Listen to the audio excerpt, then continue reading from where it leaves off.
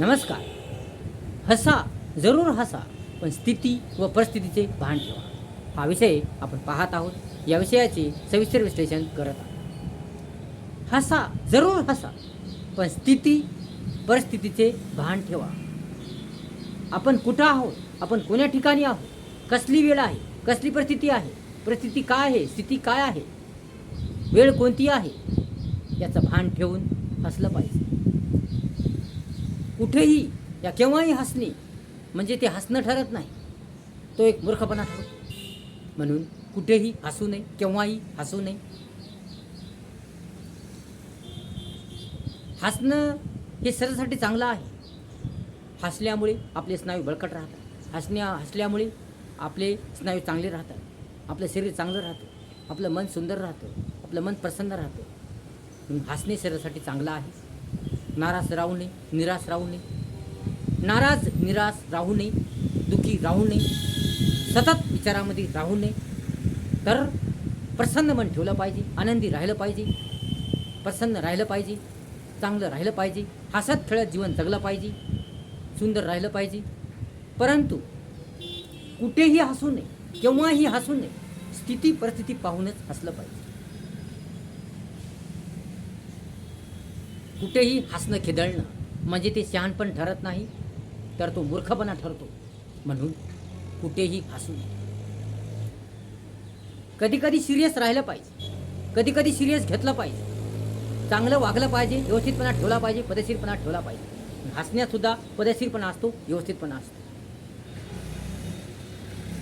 हसण्याचे सुद्धा काही नियम आहेत. कुठं हसलं पाहिजे, कुठं हसू नये, केव्हा हसलं पाहिजे, केव्हा हसू नये, याचं भान ठेवलं पाहिजे.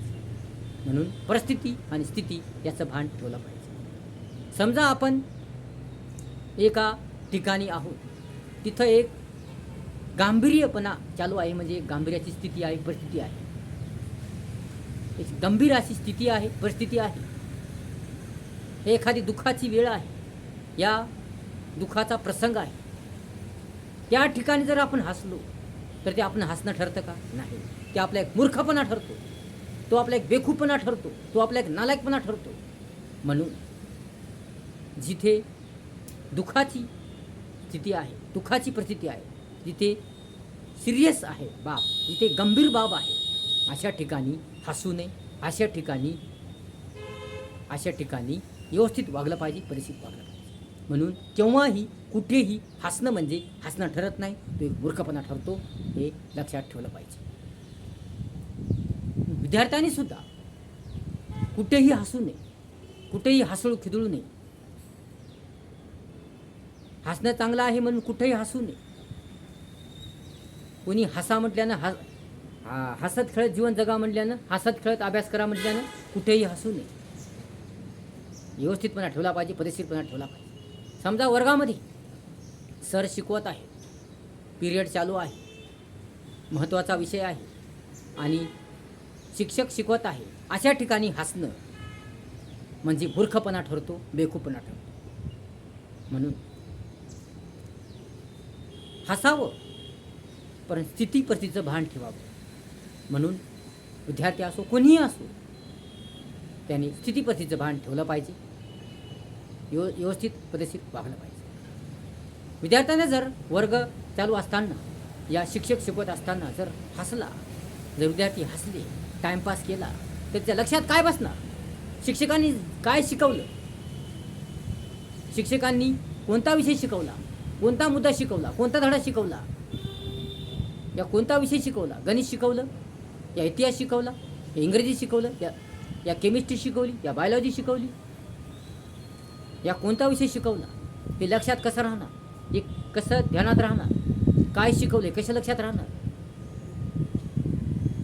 त्यानंतर टाईमपास केला, तो हसला, यामुळे त्याचं नुकसान होतं, त्याचं भविष्याचं नुकसान होतं. त्याने जर त्याच ठिकाणी हसला नसता, सिरियसपणे राहिला असता, सरांचं योग्य ऐकलं असतं, भान ठेवलं असतं, तर त्याचं नुकसान झालं नसतं. परंतु तो पिरियड चालू असताना, शिक्षक शिकवत असताना हसतो, खिदळतो, टाईमपास करतो, म्हणून त्याच्या लक्षात काही राहत नाही, ते ध्यानात काही राहत नाही, त्याचं नुकसान होतं.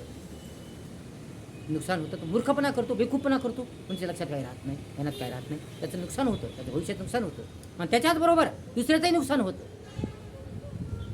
वर्गामध्ये एक विद्यार्थी जर हसत असेल तर त्याचा परिणाम दुसऱ्या विद्यार्थ्यावर सुद्धा होतो, दुसरे विद्यार्थी सुद्धा हसतात आणि याचा परिणाम सगळ्यावर होतो, सगळ्याचं नुकसान होतं आणि शिक्षकांनाही बरोबर शिकवता येत नाही. म्हणून वर्गामध्ये शांतता असली पाहिजे, वर्गामध्ये शिस्तता असली पाहिजे, सर्वांनी शांत बसले पाहिजे, सर्वांनी शिस्तीत बसले पाहिजे, सर्वांनी ध्यानपूर्वक मनपूर्वक ऐकलं पाहिजे. शिक्षक काय शिकवतात हे सर्व विद्यार्थ्यांनी ध्यानपूर्वक मनपूर्वक ऐकलं पाहिजे, आवडीने ऐकलं पाहिजे, गोडीने ऐकलं पाहिजे, त्याचं अध्ययन केलं पाहिजे, मनात घेतलं पाहिजे, कारण ते त्यांच्या भविष्यासाठी कामं आहे, त्यांच्या अभ्यासासाठी कामं आहे, त्यामुळे त्यांचं जीवन सुधारणार आहे, त्यामुळे त्यांचं जीवन रंगीत बनणार आहे, त्यांच्या कामाचं आहे, उपयोगाचं आहे. परंतु त्यांनी जर नाही ऐकलं, टाईमपास केला, त्यांनी व्यवस्थितपणे ऐकलं नाही, शिक्षकाचं ऐकलं नाही, शिक्षक काय शिकवत आहेत याकडे ध्यान दिलं नाही, लक्ष दिलं नाही, कारण टाईमपास केला, तो हसण्या घेताना वेळ घातला, टाईमपास करण्यात वेळ घातला, इतरांना डिवचण्यात वेळ घातला, इतर खोड्या करण्यात वेळ घातला, तर ते लक्षात काय राहणार. म्हणून विद्यार्थ्यांनी सुद्धा वर्गात शांत राहिलं पाहिजे, शांतता ठेवली पाहिजे, सुव्यवस्था ठेवली पाहिजे, सुंदरपणा ठेवला पाहिजे, चांगुलपणा ठेवला पाहिजे. कारण त्या एका गोष्टीच्या एका चुकीमुळे, विद्यार्थ्याच्या एका चुकीमुळे त्याचा परिणाम दुसऱ्यांना सुद्धा होत असतो. म्हणून कोणाला डिवचू नये, कोणाच्या पुढ्या काढू नये, वर्गात कोणतेही जोक करू नये, कोणत्याही प्रकारचे जोक वर्गात काढू नये, कोणत्याही प्रकारची मस्करी करू नये, स्वतः हसू नये, दुसऱ्याला हसू नये. म्हणून जिथं जिथं हसणं योग्य नाही, जिथं जिथं हसणं बंधनकारक आहे, हसणं बरोबर नाही, योग्य नाही, म्हणून त्या ठिकाणी हसू नये आणि त्या ठिकाणी हसून आपला मूर्खपणा वाढू नये. म्हणून हसणं जेवढं चांगलं आहे तेवढं सुद्धा वाईट आहे. हसणं जेवढं आपल्या शरीरासाठी चांगलं आहे तेवढं सुद्धा ते आपल्या जीवनासाठी घातक आहे. म्हणून हसणं जेवढं चांगलं तेवढं घातक सुद्धा आहे. म्हणून कुठेही हसू नये, स्थिती परिस्थितीचं भान ठेवलं पाहिजे, प्रसंगाचं भान ठेवलं पाहिजे, प्रसंग राखून काम केलं पाहिजे. म्हणून जिथं हसण्यायोग्य नाही, जिथं हसण्याचं कारण नाही, जिथं हसणं जमणार नाही, जिथं सिरियसपणा ठेवावा लागेल, जिथं गंभीर बाब आहे त्या ठिकाणी हसू नये आणि आपण मूर्ख ठरू नये. यासाठी चांगलं वागलं पाहिजे, शिस्तता ठेवली पाहिजे, चांगुलपणा ठेवला पाहिजे. म्हणून हसत खेळत जीवन जगा, प्रसन्न ठेवा, मन आनंदी ठेवा, प्रसन्न ठेवा, चांगलं राहा, सुंदर राहा, परंतु वेळ परिस्थिती बघून, स्थिती बघून, परिस्थिती बघून आपलं काम करा आणि स्थिती परिस्थिती बघूनच हसा. उठलं की सुटलं केव्हाही हसणं म्हणजे ते हसणं ठरत नाही, तर ते मूर्खपणा ठरतो, उद्धटपणा ठरतो, एक बेवकूफपणा ठरतो. म्हणून स्थिती परिस्थिती पाहूनच हसलं पाहिजे, तरच आपलं जीवन सुंदर होईल, चांगलं होईल, दणदणीत होईल, छान होईल. विद्यार्थ्यांनी सुद्धा लक्षात ठेवलं पाहिजे, सर्वांनी लक्षात ठेवलं पाहिजे.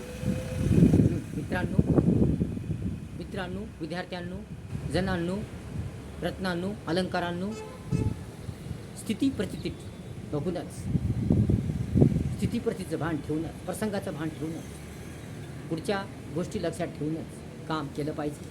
पुढे कोणते परिणाम होतात, पुढे होणाऱ्या परिणामाचा आधीच विचार केला पाहिजे. आपण कोणती गोष्ट करताना, काही करताना, कोणताही निर्णय घेताना, काही करताना, कोणती बाब ठरविताना, काही करताना पुढे होणाऱ्या परिणामाचा विचार केला पाहिजे, पुढे होणाऱ्या घटनेचा विचार केला पाहिजे.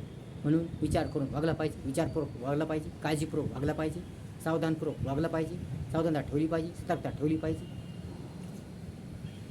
म्हणून कुठेही हसू नये, केव्हाही हसू नये, स्थिती परिस्थिती पाहूनच, सगळ्या गोष्टीचं भान ठेवूनच हसलं पाहिजे, तरच आपलं जीवन सुंदर होईल, सर्वांचं जीवन सुंदर होईल. व्हिडिओ जर आवडला असेल तर लाईक करा, शेअर करा, कमेंट्स करा आणि आपल्या चॅनलला सबस्क्राईब करा. विसरू नका. धन्यवाद.